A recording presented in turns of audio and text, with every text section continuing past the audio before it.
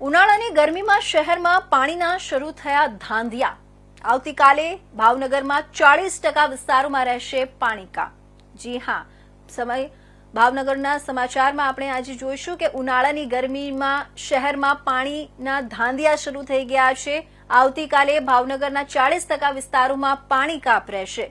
નાવડા ખાતે શટડાઉનને લઈ તમામ પમ્પિંગ સ્ટેશન બંધ રહેવાના કારણે પાણી કાપ મુકાયો છે। શહેરના તરસમિયા, તખતેશ્વર, નારી ફિલ્ટર આધારિત વિસ્તારોમાં પાણી કાપ મુકાયો છે।